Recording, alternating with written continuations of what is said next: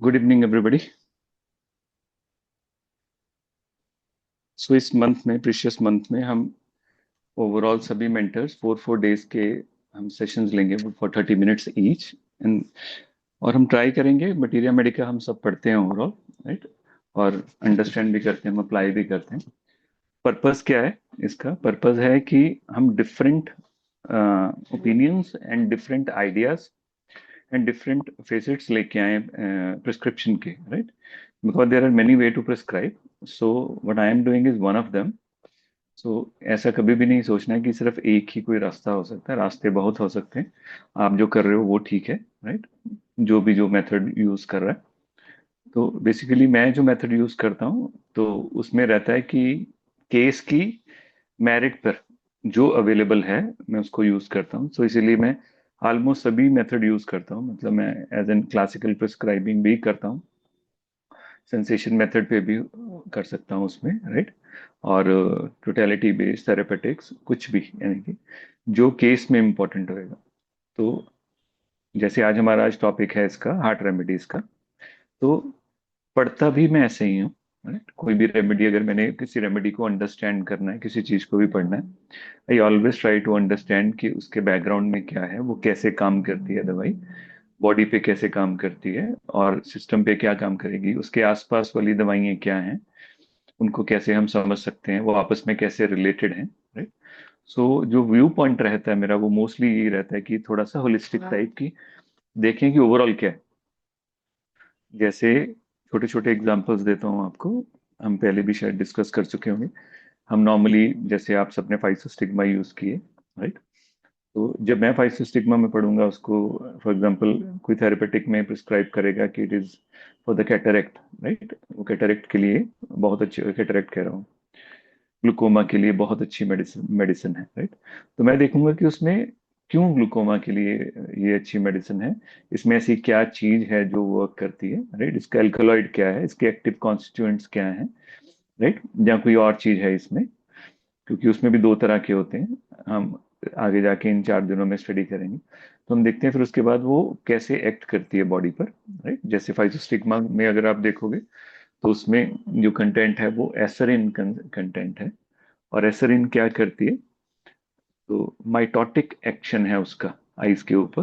तो जब भी जो एलोपैथ हैं, जो मॉडर्न मेडिसिन है, अब यहाँ पर जो मुझे एक पार्ट लगता है, समटाइम हम बहुत ज्यादा वो कर देते हैं कि मॉडर्न मेडिसिन को, मॉडर्न मेडिसिन ने किया क्या है, उसने क्या किया है, हमारे ही जो प्रोडक्ट्स हैं जो आयुर्वेदा यूज करता है, या इन केस जो नोन एशियन टाइम में माइथोलॉजी में, या ओवरऑल भी जो एशियन टाइम में यूज होते थे, उनको रिसर्च किया है कि क्यों काम करती है उस चीज में, राइट। तो उन्होंने उस एलिमेंट को आइसोलेट करके उसकी मेडिसिन बना दी है। तो अगर आप स्टडी करोगे तो एलोपैथी में एस्पिरिन यूज होता है आई ड्रॉप्स में और बाकी चीजों में, मेडिसिनल एक्शन के लिए। अब अगर आप एस्पिरिन को पढ़ोगे तो उसमें लिखा होगा कि वो माइटोटिक एक्शन है। माइटोटिक मीन्स कि जब भी हम उसको आई पर अप्लाई करेंगे तो क्या करेगा, वो कंस्ट्रिक्ट करता है इस चीज को, आइरिस को कंस्ट्रिक्ट करेगा, जिसके कारण जो एंगल है ओपन हो जाता है, जहां से ड्रेनेज स्टार्ट हो जाती है और ग्लूकोमा का प्रेशर कम हो जाता है। सो उसका लोकल एक्शन भी वही है। और अगर आप पढ़ोगे हमारी मेडिसिन, होम्योपैथिक में पढ़ोगे, यू केम टू नो कि it is one of the very good remedy for glaucoma, glaucoma के लिए दी जाती है और ऐसे ही वर्क करती है। तो सिर्फ ये नहीं है, आप कोई भी रेमेडी पिक कर लो, आप कोई भी एक रेमेडी पिक कर लो, आप कैंथेरिस पिक कर लो, आपको उसमें कैंथेरिडिन मिल जाएगी। और उसके वही सिम्टम्स हैं जो हम कैंथेरिस के लिए प्रिस्क्राइब करते हैं, राइट। आप डिजिटालिस पिक कर लो, राइट, आप स्ट्रोपेंथस पिक कर लो, आप कोई भी remedy, right, any any number, for example आप चेलिडोनियम पिक करो, आप कैक्टस पिक करो। अब जब भी उस रेमेडी को अंडरस्टैंड करने की कोशिश करोगे, अब जैसे फॉर एग्जांपल चेलिडोनियम है, चेलिडोनियम में अगर आप पढ़ोगे, चेलिडोनियम के प्लांट को देखोगे, तो उसमें आपको क्या मिलेगा, सबसे पहली चीज मिलेगी कि उसका जो डिस्चार्ज है वो ब्राइट ऑरेंज कलर का है, ब्राइट ऑरेंज, येलोइश ऑरेंज। उसका फर्स्ट कैरेक्टर लिखा हुआ है कि it is very difficult to wash away. जब एक बार लग जाता है कपड़े पर, इसको बहुत डिफिकल्ट है वॉश करना, राइट। और थोड़ा सा अगर आप इस हमारे होम्योपैथिक लिटरेचर में जाओगे, why you are not understanding?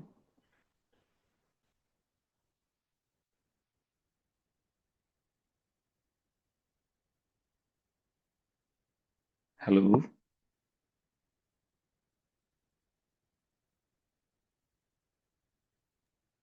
Hello. हाँ, किसी ने मैसेज किया है। हाँ, देखो ना। You don't understand Hindi, but I am very bad in English. I will not be able to express in English. Subtitles आएंगे यूट्यूब के ऊपर। हाँ, मैं बाद में मैं लेक्चर इंग्लिश में कर भी दूंगा उसको। राइट। बीच में जितना हो सके I will try to make it in English because it is not my first language. So उसमें वो फ्लो नहीं आएगा उसमें जो मैं कहना चाहता हूँ। Right. Sorry for that. And अगर आप if you try to read तो अटेंड कंथारिस यू विल करें फाइंड। साथ में हम लोग सबटाइटल्स दे सकते हैं यूट्यूब के ऊपर। I will also, Siti, I will also try to speak somewhat in English, no?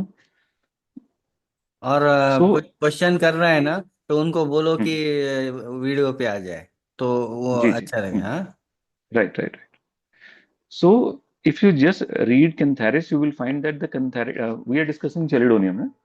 So, in Chelidonium, if you study Chelidonium in Materia Medica, you came to know that this yellowness, it is a characteristic feature of the Chelidonium. You will see it everywhere. For example, liver with yellow skin, right? Any disease with yellow skin or yellow palms, you will find the key remedy in that is Chelidonium. Now we have to understand that in jaundice, the yellowness is there, but it should be disproportionate to the state of jaundice.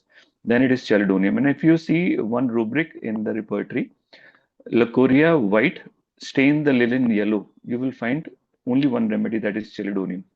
So all the discharges of Chelidonium are yellow, right? And the discharge of the and the, the content in the plant is also yellow. So in like this, I can give you n number of example. Like I will try to give you one more example. Suppose you must have read the remedy Belisper, Belisper or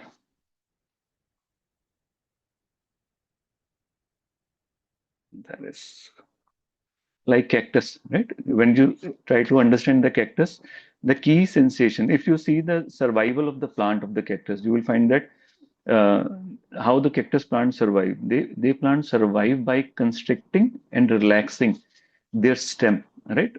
In which they store water for the emergency purpose. So same you will see in the cactus patient, that is constriction and relaxation of heart. So in every medicine or in everywhere, basically, wherever you any remedy you try to understand, you refer to materia medica or you refer to the natures, how it behave in the nature, you will find the same thing. Like if you study sepia, you will find a very strange symptom that whenever he's frightened, right, or whenever he's frightened, they run backward, right? Now, nobody do like this, कि whenever he's frightened, they run backward, right? ये dreams में भी है और वैसे भी है ये सिम्टम, उसकी प्रूविंग का पार्ट है.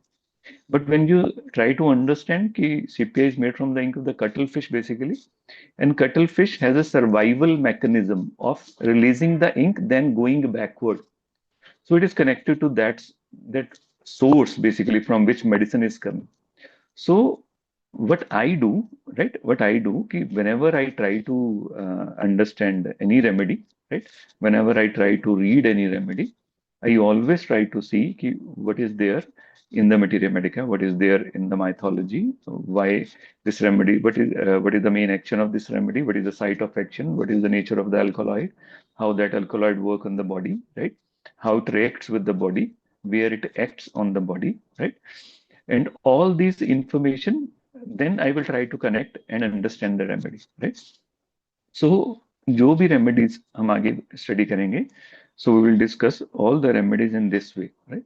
So suppose the topic is heart remedy. So if I am going to study this all the group of the heart remedies, then what I will do, so I'm going to share my way of understanding, so that if any one of you like that, so you can easily replicate it, no? So it is not data, is just a way how I understood. So whenever suppose if I want to understand this remedy, suppose I want to understand the remedy, heart remedies all, What I will do first, I will collect all the heart remedies. Then I will try to understand how different areas are affected by different remedies, right? So I segregate each area. Now, what are the various things?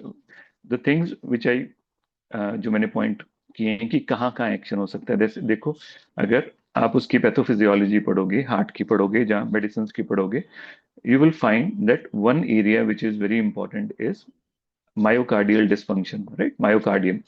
सो आपको remedies मिल जाएंगी जिसपे ये लिखा होगा materia Medica में कि this remedy act on myocardium and not endocardium, right. So all these remedies I will make a separate understanding of these remedies which act on the myocardium, right? Then other thing which is very important in heart is coronary blockage, right? Then again, I will try to understand all the remedies in which there is infarction and ischemia is this in the center of the remedy. Then I will try to understand the remedies which is having the electrical disturbances like arrhythmias, right? Atrial fibrillation, ventricle tachycardia. Then I will try to understand these remedies. Then I will try to understand different remedies which act on the valvular defects, valves, tricuspid, and like aortic insufficiencies and mitral stenosis, right? All this stuff.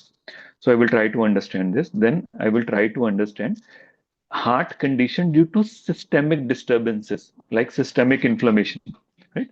Anything can be, for example, streptococcal infection can affect, or all other things which can affect anything which can create the state of inflammation, so which can create endocarditis or pericarditis. I will make them in a separate column. Then I will try to understand heart disease due to other reasons like metabolic disorders, like diabetes, obesity link heart issues, like lipid disorder, hypertension. Right? This way, if we try to understand this, in this way, if we try to just a minute.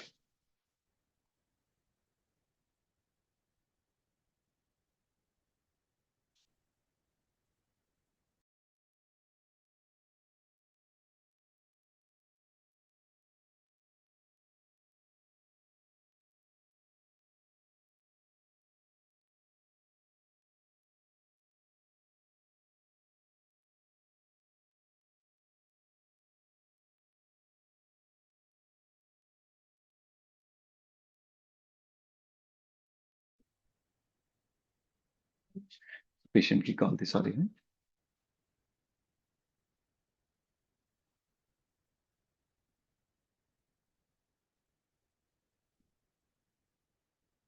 So we will try to understand like this. So I will first give you today. I will give you example of each medicine. After that, we will discuss few remedies in that way.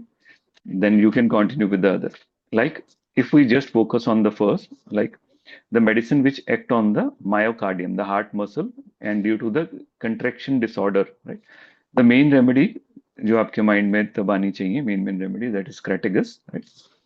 Crataegus, Lachesis, digitalis, aurum met, strophanthus, convallaria. Right? अगर आप and if you try to understand again the way I told you earlier that Crataegus belongs to a plant family, right? And it contain an active constants of flavonoids. Flavonoids वही होते हैं जो चाय में भी होते हैं, flavonoids, right? उसका मेन एक्शन क्या रहता है? उनका जो मेन एक्शन रहेगा वो रहेगा स्ट्रेंथन करेगा हार्ट मसल्स को, right? It is having an antioxidant effect, it reduces the cholesterol and that is why. और ये बहुत इंपॉर्टेंट एस्पेक्ट है, मुझे लगता है मैं लास्ट में इस बारे में डिस्कस करूंगा आपके साथ, क्योंकि हम we were too much focused on the remedies, on the medicines which we give to the patient, but we forget about the diet, we forget about the minerals or all other things which can help the patient. Suppose patient is having diabetes or patient is having cardiac some cardiac issue, right? And he is very disturbed and he is very sleepless, right? Now you first suppose this is the symptom, right? You just imagine there is a case of a cardiac some patient with a cardiac myopathy, and the key symptom is he is he's totally sleepless, totally sleepless. his sleep is totally disturbed, and there is no other prominent symptom or no other prescribable symptom. So in this condition, we just rely on the remedy. We will try to find the remedy in which there is a site of action is the muscles of the heart, and there is associated sleeplessness with the cardiac condition. Right? And one thing, this is the one thing which is the remedy. And what other I want to try to do, that what are the things which affect this condition? Like if there is a sleep disturbance in the patient in diabetic condition or heart condition, and we are giving the remedy, we are giving the medicine, and patient is not improving, and patient is on the antacids, right? Suppose patient is on the antacids, then there is a condition in which there is a loss or there is loss of magnesium in the patient. So that patient need a magnesium supplement, basically magnesium glycate, right? There are many magnesium supplement. Magnesium supplement for the heart particularly, they are different, right? That is glycate L. So this is glycate citrate basically. Sorry, magnesium glycate, magnesium G, and magnesium L. When you search for that, so that is for the heart condition, right? So there are different salts of the magnesium which act differently, and that difference is due to the different amino acid which is attached to that magnesium, right? Because they are having a different effect on the patient. So in this condition, so it strengthens the heart. It is having a antioxidant effects, and it reduces the cholesterol. So so this remedy, the Crataegus basically, and this is the keynote for Crataegus, which I earlier discussed, that sleeplessness with the cardiac condition. If you search this symptom, you will find that this is a very strong indication for Crataegus. So whenever I try to understand Crataegus, I will try to understand the active constituents of the Crataegus, how that Crataegus act on the body, what are the site of action, right? And then from that, I try to understand what are the pathologies which this remedy will help me to deal with. Like this will help me in the heart failure. This will help me in the cardiomyopathy, right? Other remedy digitalis, right? Digitalis को हम कहते हैं fox glove. So जब भी homeopathy में you will find something, always try to understand why it is so. Why the name of this remedy, the common name is the fox glove. It is believed in the mythology that in the earlier times, बहुत पुरानी समय की बात है, तब जो fox होती थी वो इसके फ्लावर्स को अपने पाउज में ऐसे डाल के रखती थी, सो दैट जब वो चले तो उसकी नॉइज ना आए उसके विक्टिम को, उसके जो उसका प्रे है उसको. सो ऐसी स्टोरी है, इसी के लिए इसको, इसका नाम है फॉक्स क्लब. अगर आप पढ़ोगे तो इसमें आपको मिलेगा. अगर इसका कॉन्स्टिट्यूएंट आप देखोगे, it is not basically in alkaloid, it is cardiac glycosides basically, right? इसको बोलते हैं डिजॉक्सिन भी बोलते हैं, और ये कॉमनली यूज होती है इन मॉडर्न मेडिसिन. अब क्या फर्क है इसमें कार्डियक ग्लाइकोसाइड्स में, राइट, और एल्कोलॉइड्स में? अल्कोलॉइड में मेनली जो अटैच होता है वो नाइट्रोजन अटैच होता है, इसमें नाइट्रोजन अटैच नहीं होता है, और it is a having a steroidal base, ये जो होता है. तो इसका एक्शन बहुत स्ट्रांग है. और ये करता क्या है, राइट? ये करता है क्या है, ये इंक्रीज करता है फोर्स ऑफ कंट्रैक्शन को और स्लो करता है हार्ट रेट को, राइट? इसीलिए डिजिटालिस दी जाती है अरिथमियास के लिए, राइट? तो वो क्या करेगा, जो उसको स्लो डाउन कर देगा, फोर्स को इंक्रीज कर देगा, और हार्ट को जो है उसको स्लो डाउन कर देगा. तो इसीलिए इसके जो सिम्टम भी होते हैं वो क्या होते हैं, slow intermittent pulse, fear as if heart will stop, यही पढ़ते हैं ना कि हार्ट जैसे रुक जाएगा. So that is why it is a very good remedy for congestive cardiac failure and bradycardia. ऐसे ही अगर आप देखोगे ऑरमेट, राइट? ऑरमेट हम मालूम ही है, it is a gold basically. ये इनहांस करता है सर्कुलेशन को. It is a very good remedy. इसका एक्शन देखो कहाँ पर होएगा, नॉर्मली एथ्रोस्क्लेरोसिस एंड हाइपरटेंशन, इसका एक्शन वहां पर होने वाला है, राइट? देन स्ट्रोपेंथस, इसको हम डिटेल में डिस्कस करेंगे. इसमें भी वही है, कार्डियक ग्लाइकोसाइड्स हैं, इसमें भी अल्कोलॉइड नहीं है. ये भी वही करता है, कंट्रैक्शन को स्ट्रांग करता है, और उसके साथ उसकी जो बीट्स हैं उसको स्लो डाउन करता है. इसलिए it is a very good remedy for जो फ्लूइड ओवरलोड होता है उसको रिड्यूस करने के लिए. इसका एक्शन बहुत अच्छा है. ऐसे ही कॉन्वुलेरिया, राइट? कन्वुलेरिया में भी कार्डियक ग्लाइकोसाइड्स ही हैं, पर इनका जो मेन एक्शन है वो रहेगा मिट्रल वॉल्व्स के ऊपर. So it is a very good remedy for mitral stenosis and cardiac oedema, उसके लिए भी. पर इनके एक्शन मसल्स पर भी है. तो ऐसे फॉर एग्जांपल क्या कर सकते हैं हम रेमेडीज को डिफरेंशिएट कर सकते हैं, सो दैट जब हमारे पास पेशेंट आए, whenever we have patient with, for example, lesser ejection fraction or the patient with a weak heart, basically, we know the group of remedies which we can use locally, or we can use in a way so that we can build their ejection fraction, or we can improve their this condition from जहां पर for example वो इतने improve हो जाएं कि then we can give the indicated remedy which we want to give earlier, case लेके हम जो उसको देना चाहते हैं। क्योंकि यहाँ पर हम गलती करते हैं कि sometime patient is so weak and we prescribe the constitutional remedy, then the constitutional remedy act like a simillimum to kill the patient, वहां पर पेशेंट को लैप्स हो जाते हैं बिकॉज वो उस टाइम पे इंडिकेटेड नहीं होती, वहां पर we need local remedy to stabilize the patient. Other areas, next area जो हमने डिस्कस किया था वो था कॉर्नरी आर्टरीज का, राइट। वहां पर आपको मालूम ही है दो रेमेडीज यहाँ पर बहुत स्ट्रांग रहेगी रहती हैं। अगर आप इसको देखोगे तो first is cactus, right, coronary arteries के लिए बहुत है। इसका भी देखोगे, इसका एल्कोलॉइड सर्च करोगे तो आपको रेसिन्स मिलेंगे, जब हम पढ़ेंगे तो इसका एक्शन में बताऊंगा ये करती क्या है। अब जो रेसिन्स हैं बेसिकली उसके जो एल्कोलॉइड का एक्शन ही देखोगे वो क्या है, ये वेसो डायलेटरी एक्शन है, वेसल्स को डायलेट करती है, राइट। इसीलिए इसका जो नेचुरली जब वेसो डायलेशन करेगी तो वो क्या करेगी, जितनी भी वेसल्स है उसको डायलेट करेगी, परफ्यूजन इंक्रीज हो जाएगी, इस्चेमिक हार्ट की कंडीशन है वो रिवाइव कर सकती है।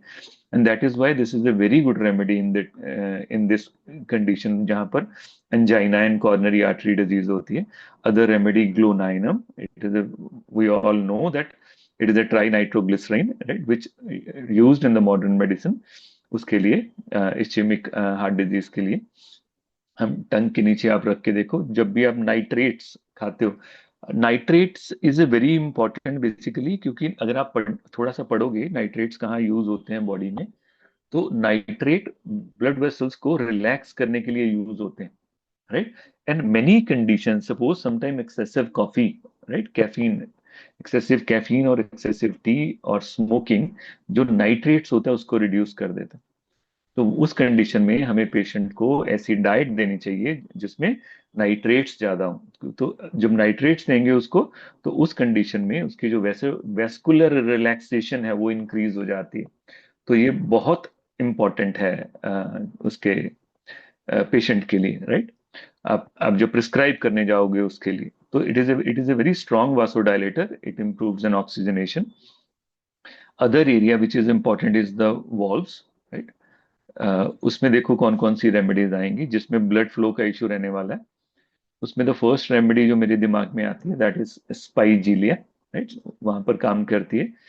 स्पाइजीलिया के भी एल्कोलॉइड हैं, वो एक्ट करते हैं नर्व्स के ऊपर, रिलीव करते हैं रोमेटिक कंडीशन और इन्फ्लामेशन। और then kali carb, right, kali is a very good remedy in this condition. Why? Because it is having a very, potassium is having a very strong role in cardiac muscle contractibility, right? अगर आप देखोगे ना हमारी कुछ medicine, suppose अगर आप हमारी medicine देखो स्ट्रोपेंथस,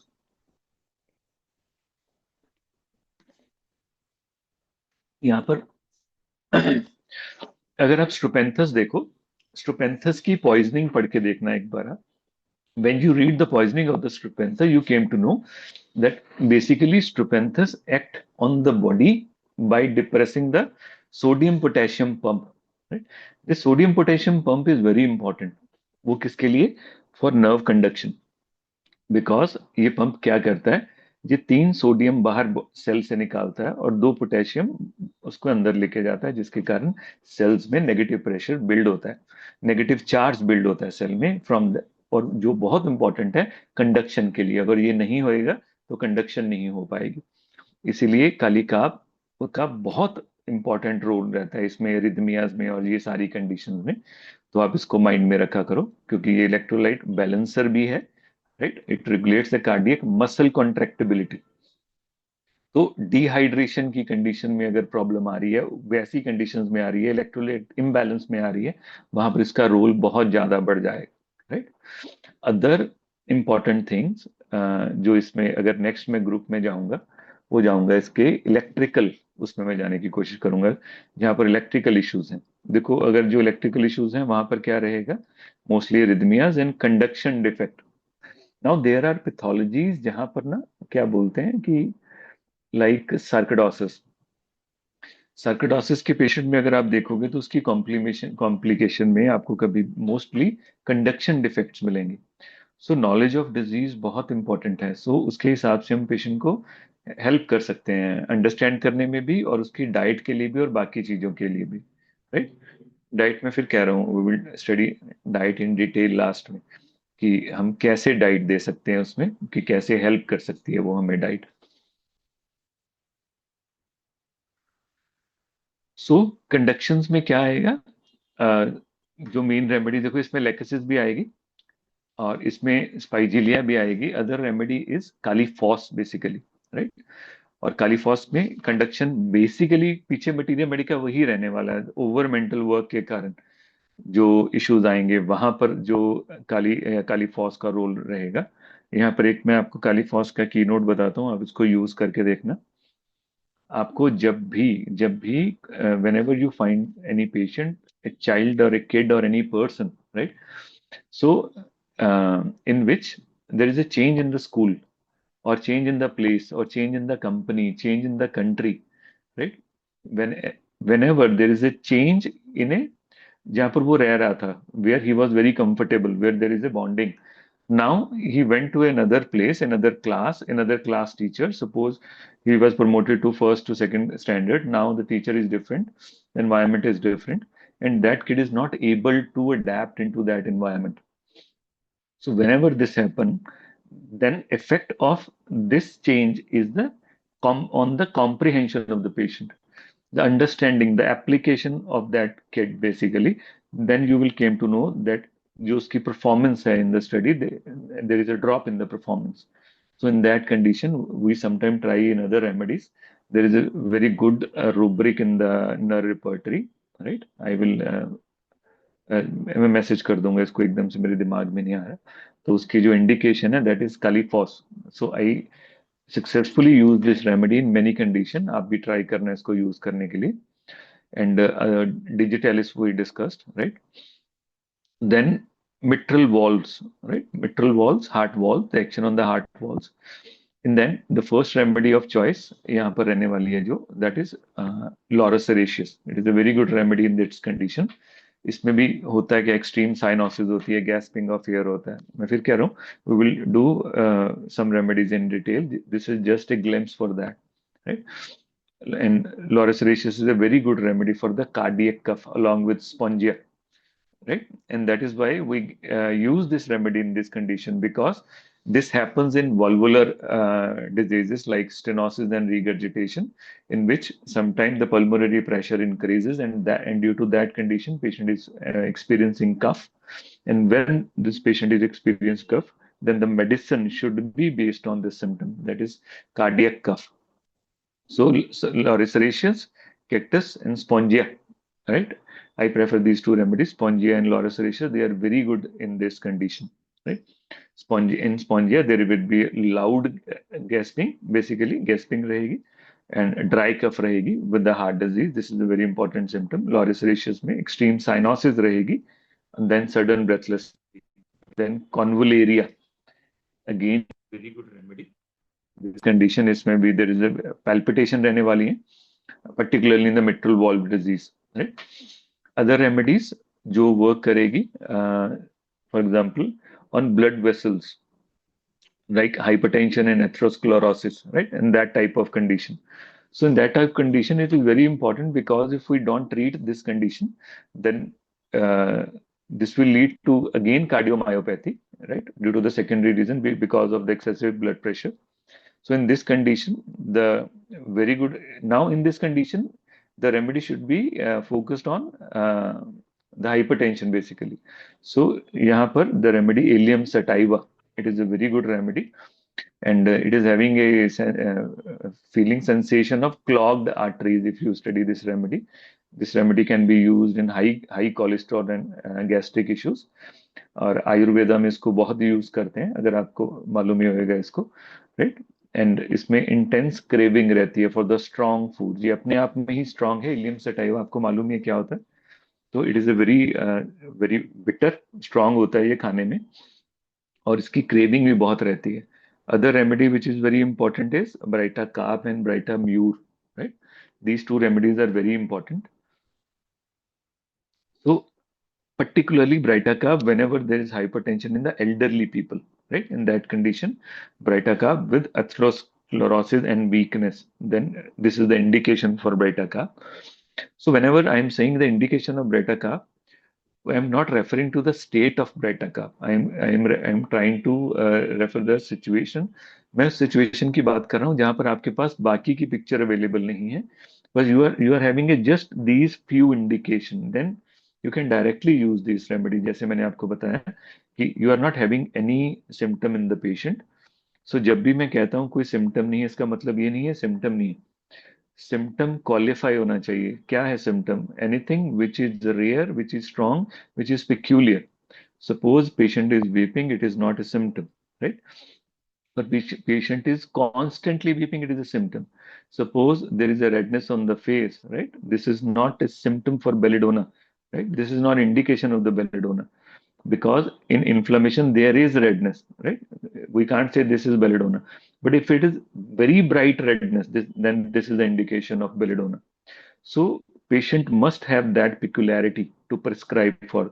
So patients में symptom हमेशा होते हैं. जैसे आप सब में jealousy भी है, anger भी है, वीपिंग भी है, सेंसिटिवनेस भी है, कभी आप किसी की हेल्प भी करते हो, कभी आप किसी के लिए सिंपैथी भी फील करते हो. तो ऐसा नहीं है कि you will take the rubric sympathetic, benevolence, weeping tendency for and anger, rage, ये सारे रूब्रिक नहीं ले लोगे आप. ये हमारी कॉमन स्टेट है.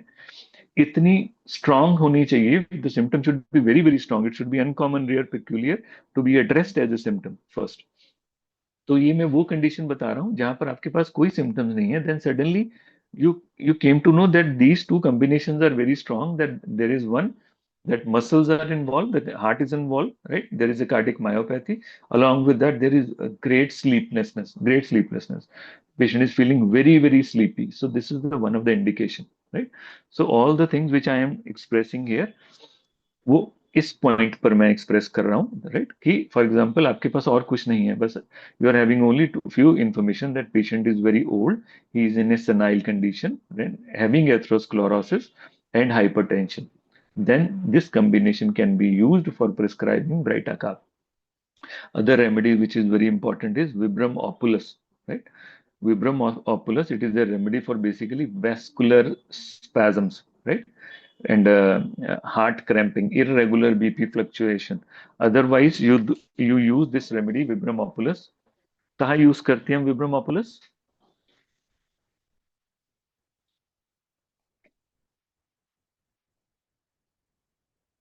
Anybody? Vibram opulus कहाँ यूज करते हैं?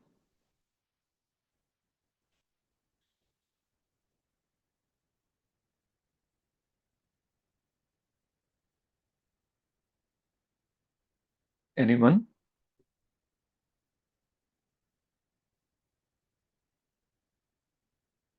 Vibranum opulus.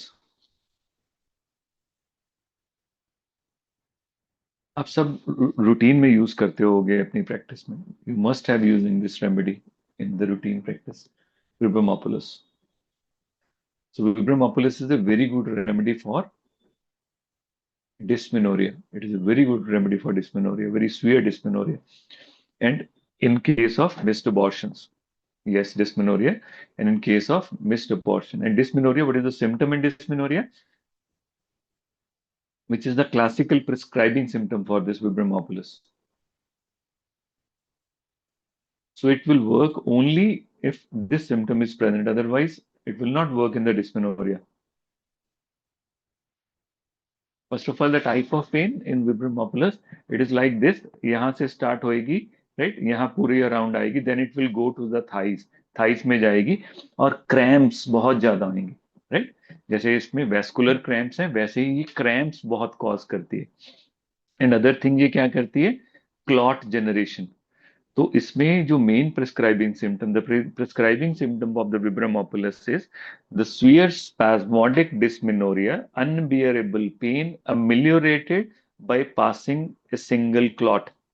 सपोज पेशेंट जब क्लॉट पास कर देगा तो उसकी पेन एकदम से डाउन आ जाएगी, उसके बाद वो फिर बिल्डअप होएगा, और फिर जब वो क्लॉट पास करेगा तो फिर दोबारा से पेन डाउन चली जाएगी। In this way this is indicated in dysmenorrhoea.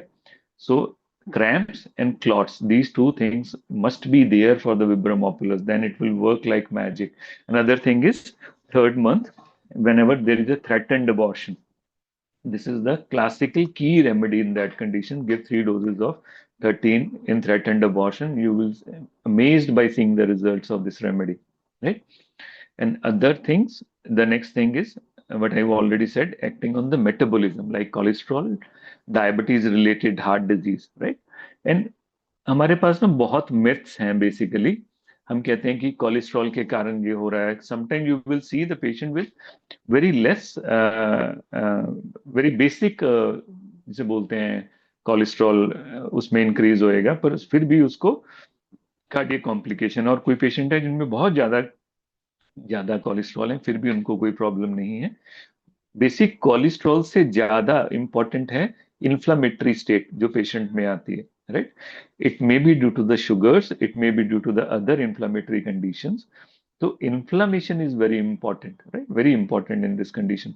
So in all these condition, आपको पेशेंट को एडवाइस करना पड़ेगा टू रिड्यूस कॉफी, टी, ये सारी चीजें, स्मोकिंग, ये सब कुछ उनको डिस्टर्ब करेगा। हम डिस्कस करेंगे आगे जाके, जब हम डिस्कस करेंगे कि ऐसी कौन सी रेमेडी है जिसमें बेसिकली इन 3 चीजों के कारण पेशेंट का हार्ट डिस्टर्ब होता है। Sometime patient will come to you and say that he consumed a lot of black tea and black coffee and he is a regular smoker. Now his heart become very weak and doctor said it is due to this condition. Then remedy, there is a remedy indication for this condition. We will discuss in detail, right? Then remedies for this, naturally calcarea carb will work in this condition. Thyroidinum will be a very good remedy in this condition. Nux vomica can be remedy in this condition, right? Other state is which we discussed is, for example, pericarditis, right? When the medicine which acts on the pericardium, right? Any complication which there is a issue with the pericardium, right? So then there is the pericardial effusion or chest constriction, breathlessness due to the pericardial disease. Then the remedies which must be should be in your mind is arsenic, right? Then other is apis, right? And then bryonia, you should not forget bryonia. This is a very important remedy for this condition. Then spongia. Spongia is a very good remedy this condition with a particular modality of night aggravation. Spongia is having a night aggravation, very suffocative cough, heart feel compressed, right? And very difficult to breathe, wake up grasping. If you study this symptom, you will get this symptom in spongia, right? Other condition due to suppose nervous condition, जिसे हम बोलते हैं stress induced heart condition or psychosomatic heart diseases. In that we have lot of remedies we all know, right? Ignitia can be there, Califos can be there, Aconite is a very good remedy in that. Adrenaline used in many condition, adrenaline, right? Gilsemium, right? And then argentum nitricum. All these remedies we can use in this condition, this type of condition. So in this way, we can differentiate basically, or we can do gradation. हम उसको gradation में डाल सकते हैं कि अगर हम सीधे हार्ट रेमेडीज में जाएंगे सपोज, तो एक के बाद दूसरी के बाद तीसरी में हमें कंफ्यूजन आनी शुरू हो जाएगी, right? But if we try to relate these remedies, right? If we try to understand these remedies by categorizing their site of action, categorizing on the basis of the alkaloids, right? Categorizing on the basis of the active principles, उसमें ऐसा क्या है जो उसमें similarities है, then you will find the similarities in the remedies.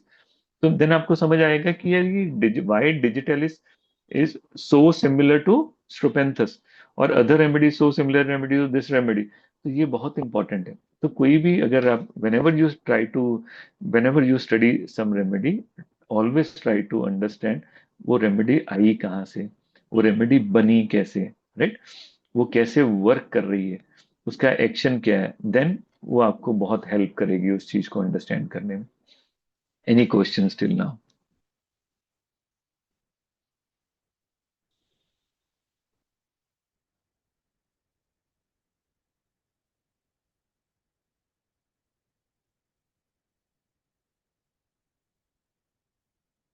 Any question?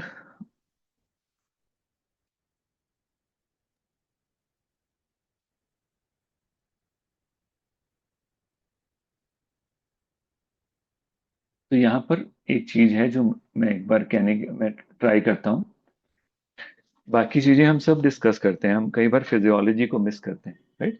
जब हमने diabetes भी पढ़ा था तो हमने डिस्कस किया था कि whenever whenever we try to understand any pathology or any pathological condition of the patient, we must know or we must understand what is happening inside of the body. So heart के related भी, it is very important to understand the inflammatory state in the patient. Why there is an inflammatory state in the patient? Why the body is acidic, particularly in the diabetic patient, suppose, right? So, so we have to understand how the hormones and how the chemicals are interacting with each other. So if you try to understand, there is a relation between the cortisol and there's the relation between the insulin and adrenaline and many other things. And this interaction between these elements are causing a lot of issues.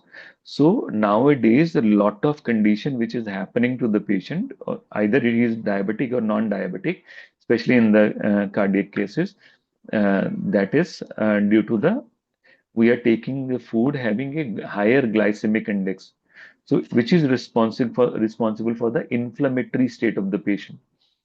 And on the other hand, due to the excessive stress, there is a lot of cortisol in the patient. The cortisol levels are high. So when cortisol levels are high, what cortisol will do? It will increase the sensitivity of adrenaline, right? And which lead to vasoconstriction and other problems like cardiac कितने issues ऐसे ही hypertension के start हो जाएंगे only due to this, right? तभी यहाँ पर आप अपनी क्लिनिक में रेगुलर यूज करके देखना जो रेमेडीज, cortisol एंड एड्रेनलिन, ऐसे हर केस में जहां पर मुझे ये सिम्टम्स मिलते हैं जो बेसिकली कॉर्टिसोल के सिम्टम्स हैं, फेस हैवी हो जाना, यहाँ पर हैवी हो जाना, रात को नींद ना आना, जैसे नाट्रम्यूर में हम पढ़ते हैं कि थोड़ी सी भी आवाज से उठ जाना, थोड़ी सी भी कोई अंदर भी आया रूम में तो उसने उठ के बैठ जाना है, नींद नहीं आ रही, उसको लग रहा है नींद में भी कोई क्या बात कर रहा है उसे सब सुन रहा है, उसको सब समझ आ रहा है, this is a classical indication for the natrum mur. But because it is due to the high cortisol level, basically, because cortisol is a chemical which is needed by the body whenever body wakes you up. So cortisol is the chemical which wakes you up, जो आपको जगाता है सुबह. इसीलिए cortisol levels are high in the morning. 4 बजे cortisol start होता है बनना, और 4 बजे से पहले ग्रोथ हार्मोन फॉल कर जाता है, मेलेटोनिन फॉल कर जाता है, और cortisol हाई चले जाता है, और इंसुलिन फॉल कर जाता है. तो इंसुलिन जब फॉल करता है तभी आपके ब्लड में ज्यादा ग्लूकोज आती है, जब ज्यादा ग्लूकोज आती है ब्रेन को, क्योंकि बॉडी रेस्टिंग फेज में है, हाइबरनेशन में है, उसको एक्सेसिव ग्लूकोज मिलता है, वो एक्टिव होना शुरू हो जाता है, और ऐसे आप सुबह उठते हो, आपकी जाग ऐसे खुलती है सुबह when you wake up in the morning, basically due to the cortisol. And then whenever we eat something, cortisol fall and insulin increases. And then जब भी हम कुछ ऐसा कुछ खाते हैं जो ज्यादा मीठा है, उस कंडीशन जहाँ उसकी ग्लाइसेमिक इंडेक्स ज्यादा है, राइट, उस कंडीशन में जो उसकी ग्लूकोज स्पाइक है वो बहुत ज्यादा आ रही है, और नंबर ऑफ ग्लूकोज जो स्पाइक है वो उतनी ही ज्यादा इन्फ्लेमेशन कॉज करता है. ऐसी ही स्पाइक टी भी कॉज करती है, और ऐसी ही स्पाइक कॉफी भी कॉज करती है, राइट? पहले स्पाइक आएगी फिर क्रैश आएगा, और ये जितना ज्यादा होएगा उतनी ही ज्यादा इन्फ्लेमेटरी स्टेट होएगी. तो try to understand the physiology, try to understand the reason behind that, क्यों हो रहा है, कैसे हो रहा है, both in the disease and both in the materia medica and our remedies. Then जो रेमेडीज याद करने की भी आपको जरूरत नहीं पड़ेगी, आप इजीली उसको अंडरस्टैंड कर सकते हैं कि इस रेमेडी में ये सिम्टम क्यों है. Any question?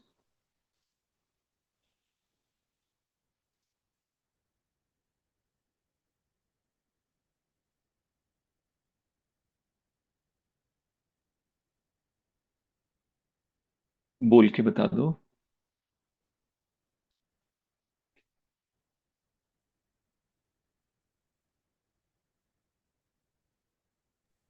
Ji sir, hello sir. Hello hello sir. Thank you for your this lecture. और असल में एक पेशेंट है, एक दोस्त ही है मेरे, तो उनका मैंने डिस्कस किया, अभी खुद किया था तो आपने का बोल कर था.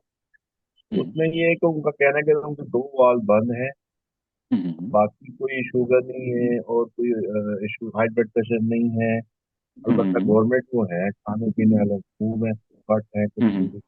और उसके हम्म, अलावा ये है कि तेज वॉक नहीं उनसे हो पाती। तो हम्म, उनके बारे में मैं पूछना चाह रहा था कि कोई हम्म। suggest कर सकते हैं फिलहाल डिजिटल इसमें मैं सोच रहा था। सर आपकी आवाज ब्रेक हो रही है बीच में। हार्ट बीट का इशू तो बनता है ना उनका, तो डिजिटलिस्ट हाँ, से मैं सब सोच रहा। हाँ, हाँ, हाँ, हो सकता है, क्यों नहीं दे। इसमें आप पेशेंट को अच्छे से एक बार उसकी पूरा केस पूरा लो, एक बार पहले सारी की सारी ओवरऑल स्टेट, राइट। देन देखो कि उसके ऑर्गन जो इन्वॉल्व है उसमें क्या क्या मेन सिम्टम है जो उसको डिस्टर्ब कर रहे हैं। देन उस रेमेडी पर आओ कि इसमें हम क्या दे सकते हैं, राइट। समटाइम इंडिकेशन कहाँ से आती है। सपोज सिंपल सिरोसिस का सपोज पेशेंट है, राइट। अब अगर आप देखोगे कि जब आपके पास रिपोर्ट आई है सिरोसिस के साथ और क्या है, उसकी जो पल्मोनरी आर्टरी है उसमें वो कह रहे हैं कि यहाँ पर ब्लॉक है, बेसिकली थ्रोम्बोसिस है, और थ्रोम्बोसिस में कैल्सिफिकेशन है। तो ये रिपोर्ट की कॉम्बिनेशन ही हमें कार्डोसेम की तरफ ले जाएगी, राइट, कि हम इधर कार्डियोसेम दे सकते हैं। और समटाइम पेशेंट का जो ओवरऑल सिम्टम है ऊपर वो बहुत स्ट्रांग हो सकता है, राइट। जैसे अब एग्जांपल एकदम मेरे दिमाग में नहीं आ रहा है, तो आप इसको अच्छे से केस लेने के बाद देखो कि क्या क्या मेन स्ट्रॉन्ग इंडिकेशंस हैं ऐसी जो हम एक्सप्लेन नहीं कर पा रहे हैं, और जहां से हमें ये पता लग रहा है कि हार्ट का ये वाला एरिया इन्वॉल्व है।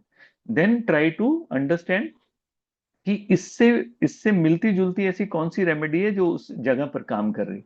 अगे जैसे हमने अभी रेमेडीज डिस्कस किए हैं अलग अलग एरिया के हिसाब से, आप उसको वैसे भी पिक कर सकते हो उसमें से। पर फिर भी जो उसकी पिकुलैरिटीज हैं बेसिकली ना, जो जिसे हम बोलते हैं जो करेक्टरिस्टिक फीचर्स हैं, उसको जरूर आप देखो। जैसे मैंने बोला कि अगर वो इन केस क्रेटिगस होएगी ना, तो क्रेटिगस में हाइपरटेंशन के साथ जब कार्डियक इशू आएगा तो स्लीपलेसनेस बहुत ज्यादा होगी, बहुत ज्यादा होगी। ऐसे ही जब स्ट्रोपेंथस का पेशेंट आएगा उसमें लोकेसिटी बहुत स्ट्रांग होएगी। तो ऐसे सिम्टम्स आपको मिलेंगे, राइट। तो just go into the case, you will find something very strong prescribable symptom जिस पे प्रिस्क्राइब किया जा सकता है। Any question.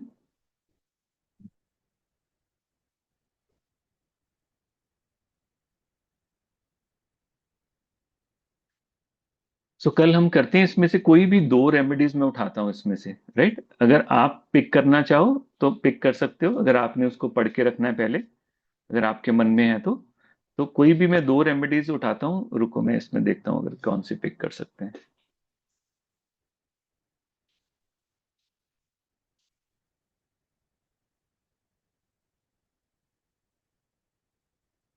Just a minute.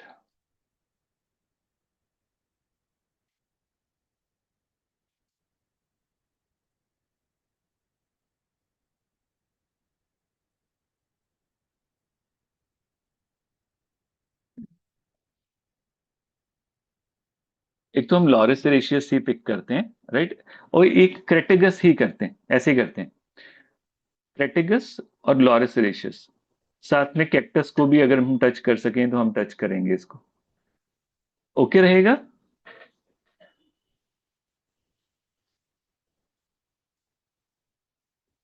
तो आप सब अपने आप से पहले अच्छे से क्रेटिगस को पढ़ के आना, जैसे मैं आपको बता रहा हूँ वैसे उस हिसाब से उसका एल्कलॉइड क्या है, कहाँ एक्शन है, कहाँ पर यूज होता है। Then we will all discuss this remedy कि इसको मैं कैसे अंडरस्टैंड करता हूँ।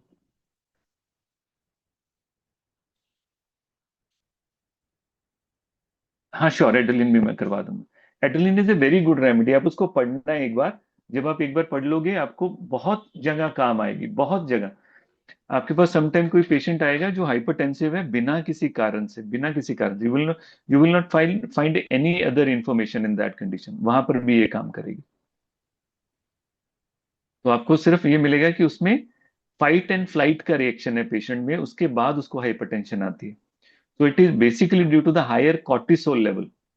वहां पर वो बहुत इंपॉर्टेंट है कि आप वहां पर यूज करो उसको, एड्रेनलिन को, क्योंकि कॉर्टिसोल एड्रेनलिन की सेंसिटिविटी को इंक्रीज कर देता है। आप कॉर्टिसोल भी यूज कर सकते हो।